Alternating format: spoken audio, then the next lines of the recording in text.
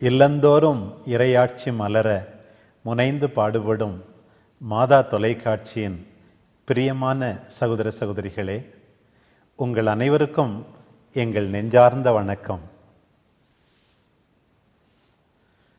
வாழ்வு தரும் இறை வார்த்தை என்ற இந்த நிகழ்ச்சி வழியாக மீண்டும் உங்களை சந்திப்பதில் பெருமகிழ்ச்சி அடைகின்றோம்.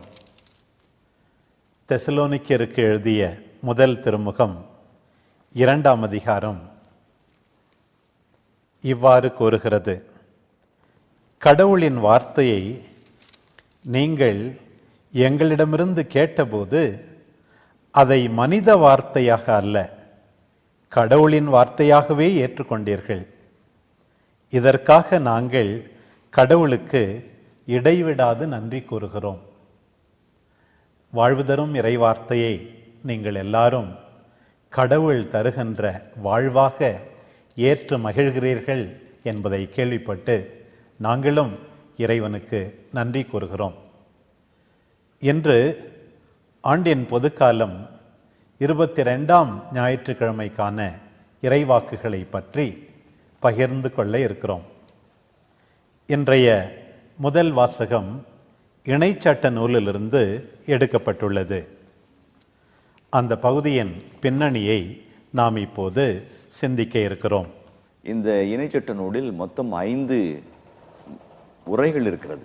5 உரைகளையும் மோசே வாக்களிக்கப்பட்ட நாட்டிற்குள்ளாக நுழைவதற்கு முன்பாக கொடுப்பதை போன்றவழகான ஒரு பின்னணியில் இருக்கிறது. இந்த 5 உரைகளும் சட்டங்களை பற்றியும் புதிய வாக்களிக்கப்பட்ட நாட்டில் மக்கள் நடந்து கொள்ள வேண்டிய நிலைகளை பற்றியும் வெகு தெளிவாய் சொல்லுகிறது. ஆங்கிலத்தில் டியூட்ரானமி என்று சொல்லுகிறோம். டியூட்ரோ என்று சொன்னால் 2, நோமோஸ் என்ற கிரேக்க சொல்லுக்கு சட்டம் என்று பொருள். ஆகவே தான் இணை சட்டம், 2வது சட்டம் அல்லது இணை சட்டம் என்று சொல்லப்படுகிறது. சட்டங்களுக்கு பெயர் போன இந்த இணை சட்ட நூல் இன்றைய முதல் வாசகத்தில் சட்டத்தின் மேன்மை விளக்கிச் சொல்வது இன்னும் ஒரு சிறப்பு. அதை பற்றி நாம் பார்ப்போம். மோயிசன் எப்படியெல்லாம் யாவே இறைவன் மக்களை நேசித்தார், அவர்கள் மீது அக்கறையாக இருந்தார், அவர்களுக்கு சட்டங்களையும் திருச்சட்டங்களையும் கொடுத்தார். மக்கள் பிரமாணிக்கமற்ற நிலையிலும் கூட எப்படி இறைவன் மக்களுக்கு பிரமாணிக்கமாக இருந்தார், தொடர்ந்து பொறுமையோடும் அன்போடும் அவர்களை வழிநடத்தினார் என்பதை நீங்கள் நினைவு கூற வேண்டும் என்பதை அவர்களுக்கு நினைவுபடுத்துகின்றார். முதல் காரியம். இரண்டாவதாக, இந்த செயல்களின் வழியாக கடவுளுடைய அன்பும் ஞானமும் வெளிப்பட்டிருக்கின்றது. இஸ்ராயலரே கேளுங்கள் அப்படின்னு, அது உலக புகழ்பெற்ற ஒரு வார்த்தை. ஷெமா இஸ்ராயல், ஷெமா இஸ்ராயல். அது நிறைய இடத்துல பல இடங்களில் வினைச்சட்ட நூலில் வருகிறது. ஷெமா இஸ்ராயல், இஸ்ராயலே கேள். இந்த யாராவது ஒரு வார்த்தை இப்படி ஆரம்பிக்குது அப்படின்னா அடுத்து உனக்கு நான் அறிவுரை சொல்ல போகிறேன், நல்வழி சொல்ல போகிறேன், கேளு அப்படின்ற மாதிரி ஒரு நடக்குது. அது இன்று நான் உங்களுக்கு கற்றுத்தரும் நியமங்கள் முறைமைகள் படி, நியமங்கள் முறைமைகள் சட்டங்கள் அப்படின்னு சொல்லி மோசே சொல்லுகிறார். இப்போ கற்றுத்தரவர் யார்? மோசே. பழைய ஏற்பாட்டின் இணையற்ற ஆசிரியர், கற்றுத்தருகிறவர் மோசே என்பது மறுக்க முடியாத ஒரு உண்மை. அதே போல் டியூட்ரானமி இணைச்சட்ட நூல் 5:19ஆம் வசனத்தில் மோசே கற்றுத்தருகிறவராக காணப்படுகிறார், கற்றுத்தருகிறவராக சொல்லித்தரப்படுகிறார். இன்னும் மத்தேயு செய்தி 23ஆம் அதிகாரம் 2ஆம் வசனத்தில் கூட மறைநூல் அறிஞர்களை பற்றி இயேசு சொல்லும் பொழுது, நீங்கள் மோசையின் அதிகாரத்தை கொண்டிருக்கிறீர்கள். மோசையின் அதிகாரம் என்ன? கற்றுத்தருகிற அதிகாரம், கற்றுத்தருகிறார். இந்த சுக்கனேக் அப்படின்னு ஒரு ஆர்கியாலஜிஸ்ட் இருக்கிறாரு. அவர் ஜபக்கூடங்களை பற்றி ஆராய்ச்சி பண்ணி ஒரு புத்தகம் எழுதியிருக்கிறாரு. தொடக்க காலத்து திருச்சபைக்கு அந்த காலகட்டத்தில் கண்டுபிடிக்கப்பட்ட ஜபக்கூடங்களில் மோசேவின் இருக்கை என்ற ஒரு தனி இருக்கையே இருப்பதையும் அவர் சுட்டி காட்டியிருக்கிறார். அப்போ மோசே கற்றுத்தருகிறவர் எதை கற்றுத்தருகிறார்? சட்டங்களை கற்றுத்தருகிறார். அது கற்றுத்தருவனுடைய வல்லமை என்ன? எது கற்றுத்தருகிறேன்? நீங்கள் சட்டங்களை கடைபிடித்து ஒழுக வேண்டும், அதற்காக நான் கற்றுத்தருகிறேன் என்று சொல்லி இந்த முதல் வசனம் அழகான ஒரு வசனமாய் அமைகிறது. இந்த கற்றுக் கொடுக்கும் பணியை செய்தாலும் அவரும் ஆண்டவருக்கு பிரமாணிக்கமாயிருந்து ஆண்டவர் எதை விரும்புகிறாரோ அதைத்தான் மற்ற மக்களுக்கு சொல்லுகிறார். அதில் அந்த காலகட்டத்தில் மற்ற மக்கள் கூட எவ்வளோ சட்டங்களை கொண்டிருந்தார்கள். இல்லை, இஸ்ராயல் மக்களுக்கு கொடுக்கப்பட்ட சட்டத்தை பொறுத்தவரை சில தனி பண்புகள் இருக்கின்றன. ஒன்று என்னவென்றால், மற்ற மதத்தை சார்ந்தவர்களின் சட்டங்கள் எல்லாம் பிற இனத்தாரின் சட்டங்கள் எல்லாம் செயல்களைத்தான் அதிகமாக நிர்ணயித்தன. ஆனால் இங்கே நோக்கம் கூட தெளிவாக்கப்படுகிறது. எதற்காக? நீ செயலை செய்தால் மட்டும் போதாது, நல்லெண்ணத்தோடு செய்ய வேண்டும். எண்ணத்தில் கூட ஆண்டவருக்கு விரோதமாக இருக்கக்கூடாது என்று ஒன்று. இன்னொன்று, சட்டங்களை கொடுக்கின்றவருக்கும் சட்டங்களை பின்பற்றுவோருக்கும் இடையே ஒரு நெருக்கமான உறவு இல்லை மற்றவர்களை பொறுத்த மட்டில். இங்கே சட்டங்களை கொடுப்பவருக்கும் சட்டங்களை பின்பற்ற வேண்டிய மக்களுக்கும் ஒரு மிக நெருக்கமான ஒரு பாண்ட், ஒரு உறவு இருப்பதையும் நாம் பார்க்க முடிகிறது. நான் கொடுக்கின்ற கட்டுத்தரும் நியமங்கள் முறைமைகளின்படி ஒழுங்குங்கள், அதனால் நீங்கள் வாழ்ந்து அதான் ரொம்ப அழகான ஒரு வார்த்தை சொல்லணும்னாக்க, law is equal to life. அதுதான் வந்து அந்த இணைச்சட்ட நூலினுடைய ஆழமான கருத்து. இந்த மக்களுக்கு ஒரு ஐடென்டிட்டியை கொடுக்கிற மாதிரி மோசே சொல்றார். ஞானமும் அறிவாற்றலும் கொண்ட மக்களினம் சொல்லி மக்கள் முன்னாடி உங்களுக்கு பெருமையா இருக்கும். ஆண்டவருடைய விருப்பத்தை நாம் செய்வதுதான் நமக்கு பெருமை. அதை வச்சிருந்தா மட்டும் போதாது, அதை நிறைவேற்றுவது நமது பெருமை என்பதையும் இங்கே மோசே குறிப்பிடுகிறார். நான் உங்களுக்கு கட்டளையில சொல்பவற்றோடு எதையும் சேர்க்கவும் வேண்டாம், அதிலிருந்து எதையும் நீங்கள் நீக்கவும் வேண்டாம். ஸோ என்ன சொல்கிறாருன்னா வந்து அவர் ஒரு பர்ஃபெக்டான ஒரு கட்டளைகளை சட்டங்களை அதே போதும். அதை வந்து நீங்கள் உங்கள் இஷ்டத்துக்கு இன்டர்பிரேட் பண்ண வேணாம், அதை இன்னும் அதிகமாக்க வேண்டாம், குறைக்க வேண்டாம். ஒன்று கூட்டவும் கூடாது, குறைக்கவும் கூடாது, கடவுளை கட்டலை அப்படின்னு சொல்லி சொல்கிறாங்க. இது வந்து விவிலியத்தினுடைய பல இடங்களிலும் சொல்லப்பட்டிருக்கிறது. இந்த ஒரு செயல்பாட்டை தான் பரிசேயர்கள் மீறியதாக நற்செய்தி இழுத்து கொண்டு போகிறது. உதாரணத்துக்கு எரேமியா இறைவாக்கு புத்தகம் 26:2 நான் உனக்கு சொல்கிற அனைத்தையும் நீ போய் அறிவி சொல்கிறார். அதுக்கு அடுத்த வசனம் என்ன கொடுக்குறான்னா, இதில் ஒன்றையும் கூட்டவோ குறைக்கவோ செய்யாதே என்று ஆண்டவர் ஆணையிடுகிறார். திருவெளிப்பாடு 22:18-19 வசனங்களிலும் இதே ஒரு கட்டளை கொடுக்கப்படுகிறது. நூல் நற்செய்திகளை வடிக்கிறவருக்கு, நூல் எழுதுகிற ஆசிரியருக்கு கொடுக்கப்படுகின்ற அழகான கட்டளை, கூட்டவோ குறைக்கவோ கூடாது என்று. இது எதுனாக்கனாக்க, இப்போ வந்து கடவுள் வந்து இஸ்ராயல் மக்களுக்கு உடன்படிக்கை செய்து கொண்டு அந்த உடன்படிக்கையுடைய கடமைகளும் உரிமைகளும் தான் சட்டங்கள். இந்த மக்கள் யாரு எப்படி, அதுக்கு தான் சட்டங்கள். இந்த உடன்படிக்கையின் பத்திரம் தான் இந்த சட்டம், உடன்படிக்கையின் பத்திரம். இந்த பத்திரத்தில் நம்ம எதையும் நம்மளுக்கு வீட்டுக்கு இறையம் பண்ணி பத்திரத்தில் நீங்கள் எனக்கு எழுதுன பத்திரத்தை கொஞ்சம் சேர்த்தனா நீ விட்டுருவீங்களா? கோர்ட்டு கேஸுன்னு போயிடுவோம். அதே போல தான் சட்டத்தில் கூட்டவும் குறைக்கூடாது, குறைக்கவும் கூடாது அப்படின்னு. திருச்சட்டம் ஒரு சுமையாக இங்கே படவில்லை, உறவின் அடையாளமாக இங்கு இருக்கின்றதை நாம் பார்க்க முடிகின்றது. நாம் வாசிக்கிறோம், நாம் குரல் எழுப்பும் போதெல்லாம் நம் கடவுளாகிய ஆண்டவர் நம்மோடு உள்ளார். அவரை போல மக்களுக்கு மிகவும் நெருங்கிய கடவுளை கொண்ட வேறு பேரினம் ஏதாகினும் உண்டா? உறவை மையப்படுத்துகின்றது, உறவை போற்றுகின்றது. அரசர்களுடைய இதில் கோட் ஆஃப் ஹம்முராபியில் கூட அதில் சொல்லியிருக்கு, ஹம்முராபின் சட்டங்களில் கூட சொல்லியிருக்குது. என்னன்னாக்க, நான் இயற்றும் சட்டங்கள் நீதியின் சட்டங்கள். அது வந்து அழகான ஒரு அரசரே வந்து பிரகடனப்படுத்துகிற மாதிரி. அதுக்கு வந்து ஒரு கவுண்டராக வந்து நீ என்ன பெரிய சட்டங்கிற, என் இறைவன் கொடுத்த சட்டங்கள் அதிலும் மேலான சட்டங்கள், நேரிய சட்டங்கள், வாழ்வு தரும் சட்டங்கள் அப்படின்னு சொல்கிறதாகவும் நம்ம எடுத்துக்கலாம். பிரியமானவர்களே, இன்றைய நற்செய்தி பகுதி ஆண்டவர் இயேசுவின் சீடர்கள் குற்றம் சாட்டப்படும் போது, குறிப்பாக தூய்மை சடங்குகளை பற்றிய சட்ட விதிமுறைகளை எல்லாம் அவர்கள் பின்பற்றாதவர்கள் என்று குற்றம் சாட்டப்படும் போது, ஆண்டவர் எப்படி அவர்கள் சார்பாக பேசி எது முக்கியம் என்பதை உணர்த்துகிறார் என்பதை நாம் மார்க்கு நற்செய்தியிலிருந்து வாசிக்க கேட்கிறோம். சட்டங்கள், முறைமைகள், படிப்பினைகள் அப்படின்னு சொல்லிட்டு பல்வேறு விதமான வார்த்தைகளில் வந்து சட்டங்களை பற்றி தான் பேசுகிறோம். எபிரேய மூலச்சொல் பார்க்கும் பொழுது தோரா சட்டங்கள் சொல்கிறோம், ஹுக் அப்படின்னா ஹுக்கிம் ப்ளூரலில் சொல்கிறாங்க. அப்படின்னாக்க முறைமைகள் அப்படின்னு சொல்லி சொல்கிறோம். அப்புறம் மித்ஸ்வா அல்லது மித்ஸ்வோத் ப்ளூரலில் அது வந்து படிப்பினைகள் அப்படின்னு சொல்லி கொண்டு போகிறோம். 3 வகையாக இருக்குது. அடிப்படையில் வந்து இயேசுவ இந்த பழைய ஏற்பாட்டு நிலைகளிலே பார்த்தோம்னாக்க மொத்தம் 248 நேர்மறையான சட்டங்களும் 365 எதிர்மறையான சட்டங்களும் இருந்தது. இதில் வந்து ஒரு தியாலஜி கூட இருக்குது. யூதர்களுடைய கணக்குப்படி உடலில் மொத்தம் 248 பாகங்கள் இருக்கிறதா அவங்க நினச்சாங்க. உடலில் இருக்கிற 248 பாகமும் வருஷத்தினுடைய ஒவ்வொரு நாளும் 365 நாளும் ஆண்டவரை துதிக்கணும், ஆண்டவரை நினைக்கணும், ஆண்டோடைய வழியில் நடக்கணும் அப்படின்னு ஒரு அதில் தான் வந்து மொத்தம் 613 சட்டங்கள் என்று சொல்லி வைத்து கொண்டிருந்தார்கள். ஆனால் நாளடைவில் என்ன ஆச்சு, கடவுளை புகழவும் அவருடைய படிப்பில் இப்படி நடக்கவும் உடன்படிக்கையின் மக்களாய் வாழவும் கொடுக்கப்பட்ட சட்டங்கள் அவங்களுடைய சமூக பொருளாதார சூழல்களில் ஒரு அழுத்தத்தை தருகிறது. சட்டத்தை அனுசரிக்கலை அப்படின்னாக்க நம்மளுக்கு ஒரு முகவரி இல்லாமல் போயிடுவோமோ, அடையாளம் இல்லாமல் போயிடுவோமோ, மற்ற இனத்தாரை போல நாமும் ஆயிடுவோமோ என்று சொல்லி ஒரு மன அழுத்தம் வந்ததுனால சட்டத்துக்கு மேலே சட்டம், சட்டத்துக்கு மேலே சட்டம்னு சொல்லி நிறையா சட்டங்களை இது பண்ணாங்க. அது வந்து மனித முறைமைகள் மரபுகளாக மாறிவிட்டது.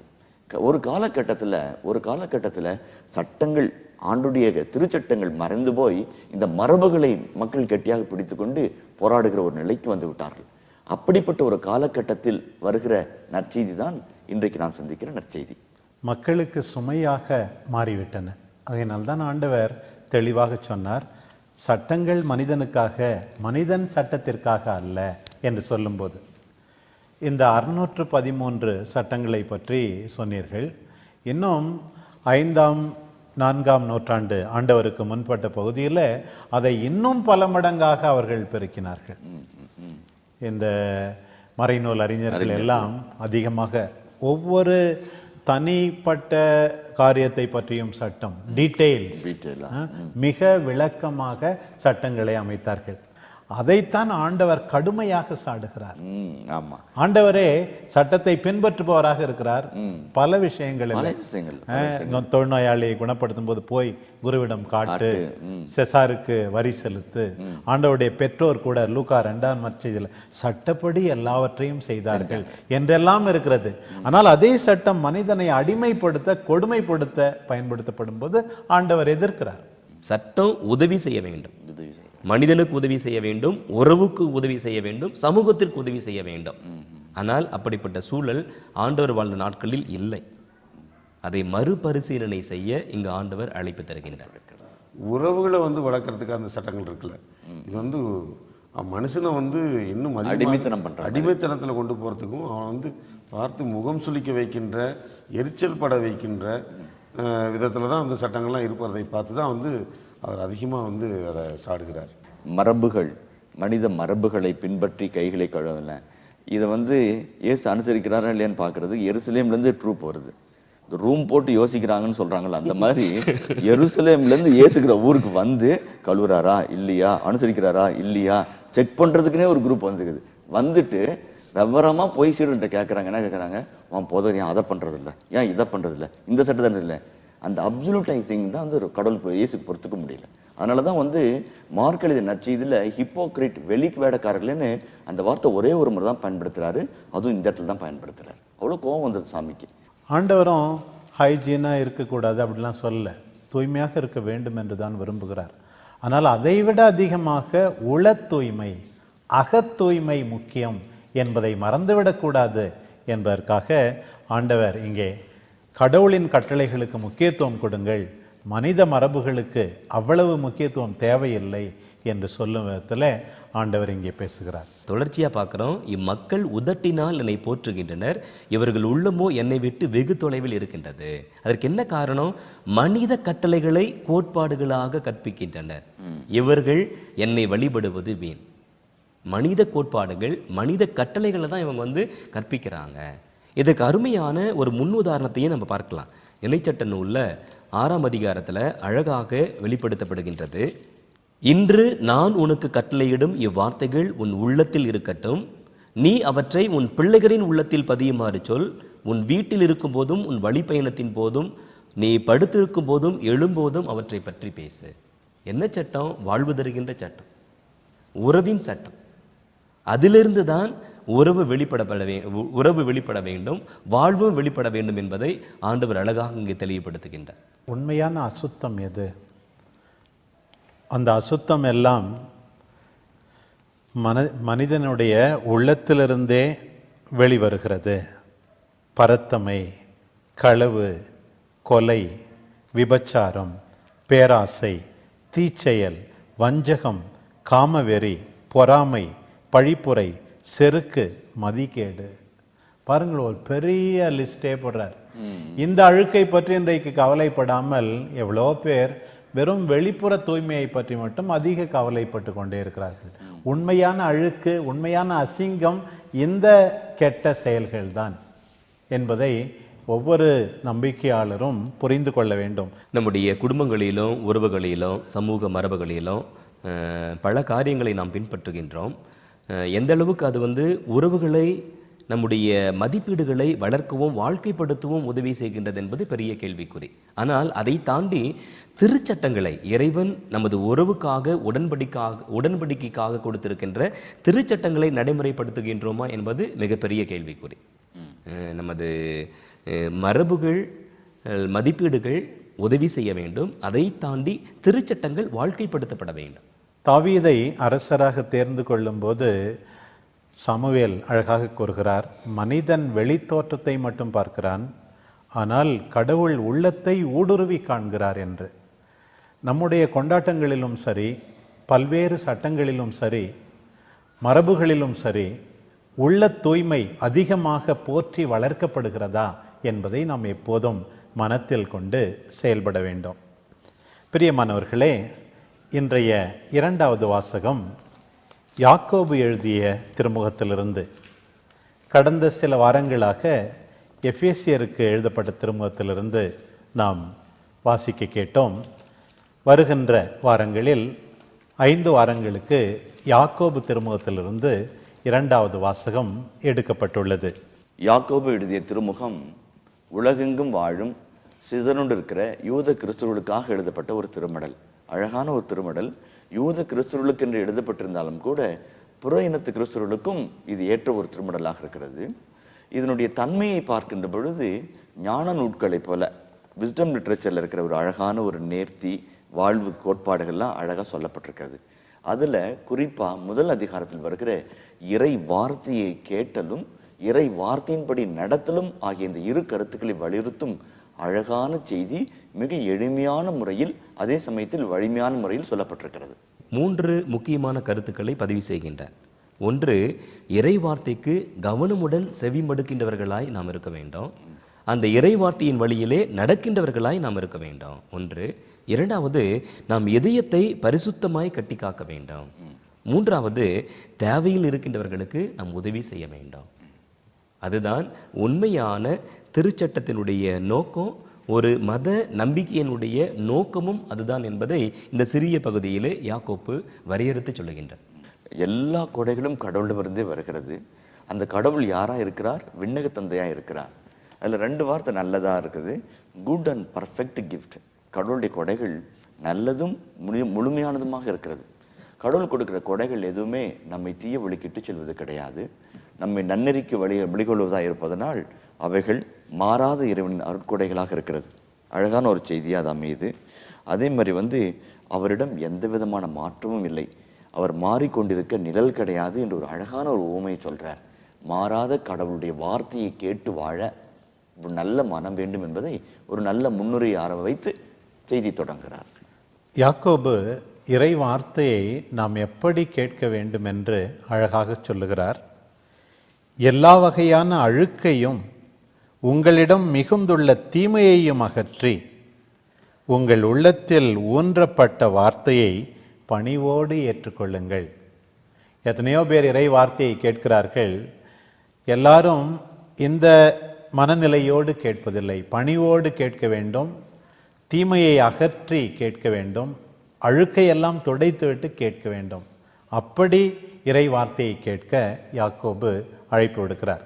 அத்தோடு சேர்ந்து கேட்கிறவர்கள் பல பேராக இருந்தாலும் அதன்படி நடக்கிறவர்கள் சிலரையா இருக்கிறார்கள்.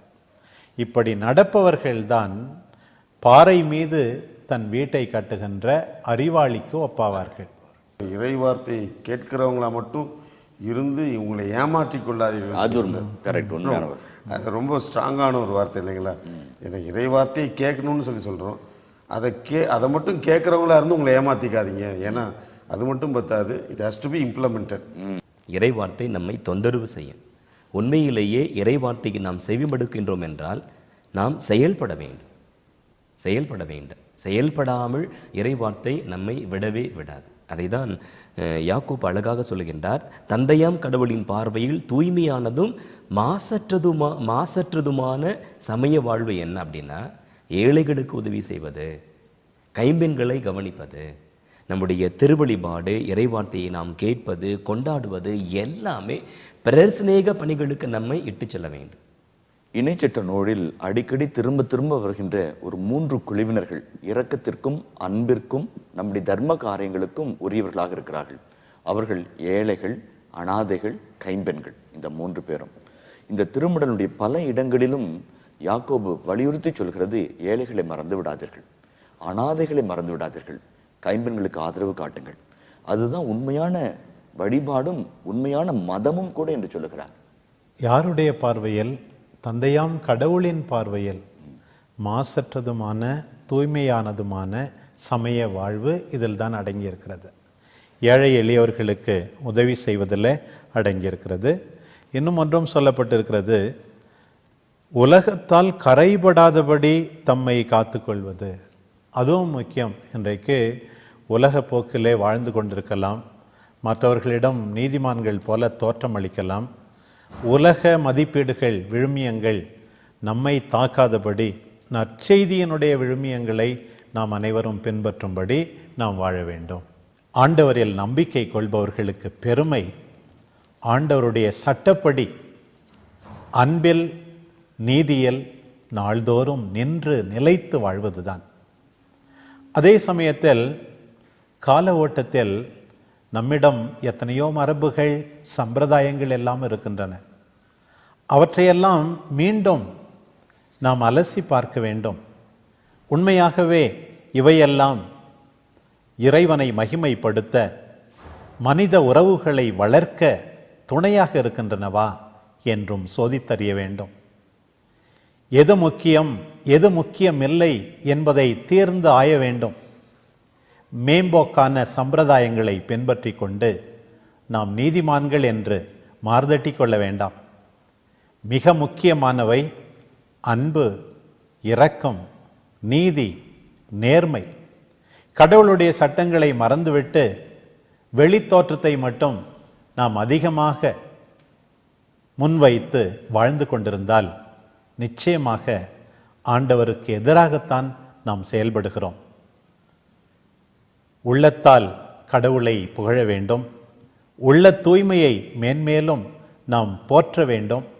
வெறும் உதட்டினால் மட்டும் நாம் நல்லவர்களாக இருந்துவிடவே முடியாது. இன்றைக்கு யாக்கோபு மீண்டுமாக நம்மை அழைக்கிறார். நம்மிடம் இருக்கின்ற நல்ல கொடைகள் எல்லாம் கடவுளிடமிருந்து தான் வருகிறது. நாம் செய்ய வேண்டியதெல்லாம் அழுக்கை அகற்றி தூய்மையான மனத்தோடு ஆண்டவருடைய வார்த்தையை நாள்தோறும் கேட்க வேண்டும். கேட்டால் மட்டும் போதாது, அதன்படி வாழ வேண்டும். தொடர்ந்து ஆண்டவருக்கு சொந்தமானவர்கள், தூய்மையான வாழ்வை நாம் மேற்கொள்கிறவர்கள் என்பதை காட்டும் விதத்தில் ஏழைகளுக்கு, அனாதைகளுக்கு, கைம்பெண்களுக்கு இரக்கத்துடன் உதவி செய்து ஆண்டவரை புகழ வேண்டும். உலகத்தால் கரைபடாதபடி மாசுமறுவற்ற வாழ்வில் ஆண்டவர் முன்னிலையில் நிலைத்து நிற்க வேண்டும். வாழ்வு தரும் இறைவார்த்தை இறைவனுடைய தலையாய சட்டங்களை நமக்கு எடுத்துச் சொல்லுகின்ற இறைவார்த்தை. வாழ்வு தரும் இறைவார்த்தை வெளித்தோற்றத்தை விட உள தூய்மையை போற்றி நாம் வாழ தூண்டுகின்ற இறைவார்த்தை. வாழ்வு தரும் இறைவார்த்தை கேட்பதோடு மட்டுமல்ல, செயல்பட வைக்கின்ற இறைவார்த்தை, நல்லது செய்ய வைக்கின்ற இறைவார்த்தை என்பதை ஒருபோதும் மறக்க வேண்டாம். வாழ்வு தரும் இறைவார்த்தை என்ற இந்த நிகழ்ச்சி வழியாக மீண்டுமாக உங்களை சந்திக்கும் வரை உங்கள் எல்லாருக்கும் எங்கள் இதயமார்ந்த நன்றி கூறி விடை பெறுகிறோம். இயேசுவுக்கே புகழ். மரியே வாழ்க.